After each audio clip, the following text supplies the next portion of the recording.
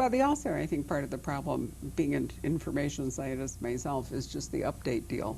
You know, a book is, I mean, encyclopedia is basically out of print the day it's printed. Right, and you get the yearbooks, but who wants to Right. try and figure out if the information is in the It's yearbook? like the old law thing where you'd buy a set of the law cases and all the rest of it, and then they would send you all these updates, and you could go mad trying to keep filing that stuff and never really find it. The great thing about the internet is it has given you a searchable database and an easy storage medium. Well, the internet is the natural home of the encyclopedia, I think, and you know, I just love. I love this era we live in many ways. And one of the things I love most about it is what I call insta-research, Right. which is, you know, if I'm writing and I need to know what an 18th century, I want to describe a table, a dinner table, and I can just plug in 18th century dinner tables and find a site for an auction house and look through them and say, yes, that's the one I want in my novel, and I can describe it, and I never have to, you know, I never have to get up from my computer. It's pretty terrific. There is that, but I was thinking, you know, that while The Ethical Assassin is your only contemporary crime novel to date, at the same time, it's also become, you know, an historical piece because of the encyclopedia. Well, it's set in the 1980s, so you Right. can make the argument that it's also historical. You If you can. want to just, you know, be very broad in your definition. Well, I think your interest does lie, and that one, you know, your interest didn't lie as much in the economic, whatever, underpinnings of the story so much as this really interesting dilemma that you got. Although I don't want to go further, because if we say, no, that's not true, it'll spoil the book. Well, you know, for me it was, I'd lived in this world of encyclopedia salesmen, and it was just something I'd always wanted to write about. And it was just this incredibly bizarre community, and it just seemed like it would be really fun to try and set a novel around it. Well, it was. It was a lot of fun to read. Well, moving finally to the Whiskey Rebels, we are in colonial America, what, 1790s? Oh, post-colonial, Federalist America. Okay, so we're 10 years roughly after what, the end of the war or Yes. the adoption of the Well, Constitution? The Constitution was ratified, I'm not sure the exact date it was ratified, but I think 87, and Washington is elected in 89, or he takes office in 89. Okay. And so we're a couple of years into the first Washington administration. Well, you do reference the fact that because you've got two kind of narrative characters here, Right. the guy and the woman, and the guy was in fact a spy for Washington, who was framed, and has sort of lived for, I think you say, 10 years as, you know, out of favor, disgrace, scraping along. So that's where I was getting the date. Yes. So he is accused of treason, cast out of the army in just before the Battle of Yorktown. Okay. So, and that was what, 1781 or 2, I think. yeah, and so he's been on the outs, as you say, for 10 years. And he's scraping along, living in Philadelphia? In Philadelphia. He's recently arrived in Philadelphia. I talk a little bit about how he has been living in other cities, Right. but usually something comes up and it becomes a good idea for him to leave and go somewhere else. Is he using his spy skills to sort of do a early version of the private eye? No, not really. He's just scraping by with this and that. He's got a fairly serious drinking problem, and Right. he's a gambler, and he'll occasionally steal things, but he's not in any way kind of operating using his spy skills. Okay, and then somebody comes along and proposes a job for him.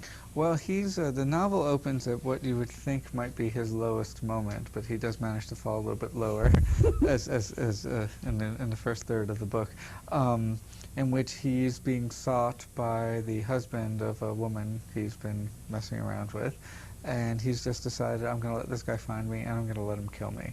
That it's just he's just has no interest in going on, and just as this happens, and it seems like he's going to actually allow himself to be killed, his slave shows up, who's really his one friend in the world, is the guy he owns, because, you know, he can't get rid of him, and he actually has a fairly, I think, interesting friendship with this guy, He does. and the stranger who saved him.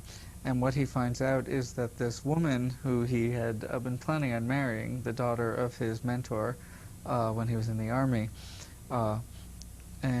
their marriage had their prospects of marriage had fallen apart when he was accused of treason. He wouldn't allow her to be tainted by his reputation, and so the marriage fell apart, and she went on to marry someone else. And now she is looking for him because her husband is missing, and she feels that she and her children might also be in danger, and that it has something to do with Hamilton's new project, the Bank of the United States.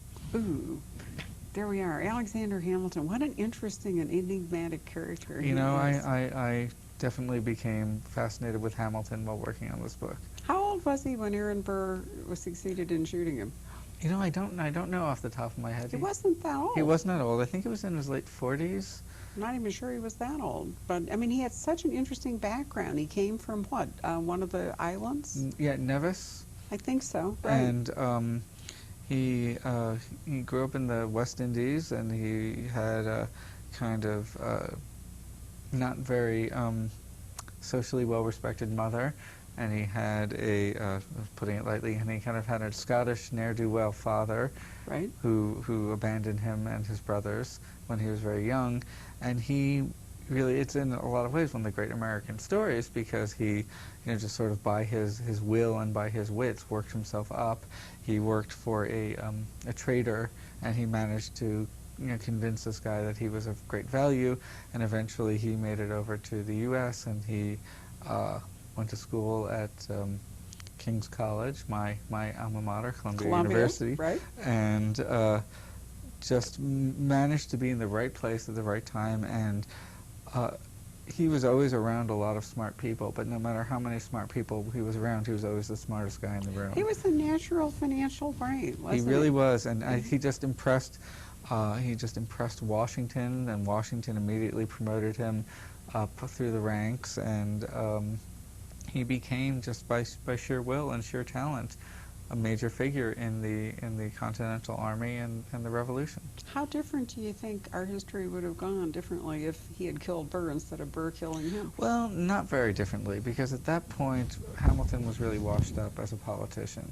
He was still a major figure. He was an elder statesman of the increasingly less relevant Federalist Party, but he was never going to run for president. He never could have, because he was involved in this, in 1796, I believe, this very nasty sex scandal, right, that ruined his prospects. And he I don't know what he might or might not have done, but I don't think he could have ever really reached the pinnacle of American politics. But what about kind of behind the scenes as a bank? Because the Bank of the United States, this is the first effort to have a national bank, right? I don't know that he couldn't have operated quite successfully, you know, in the executive branch without having to have a political power base. Well, I suppose it's possible, but the Federalists were, you know, on their way out or out. You know, Jefferson was president when he was killed, and so the Jeffersonians had triumphed, and there was really no place for him in government at that point. Well, anyway, the other character, okay, is a woman. Yes. And she's a really fascinating character. She, we meet her in New York, where she too is facing all kinds of problems. Yeah, she's also a character I really enjoyed writing about. Her name's Joan Maycott, and she is. I wanted to write somebody who was a remarkable woman of her moment, which means that I didn't want to write a 21st century woman who happens to find herself in the 18th century. Okay. And she's somebody who is ambitious in her way. She's very, you know, she discovers that she loves books, and she wants to write the first American novel. And she ends up marrying a Revolutionary War veteran. And like many veterans, he had never been paid for his service. He received promissory notes, and they end up trading these notes for land on the western frontier in western Pennsylvania. Right. And so it's land speculation. Essentially,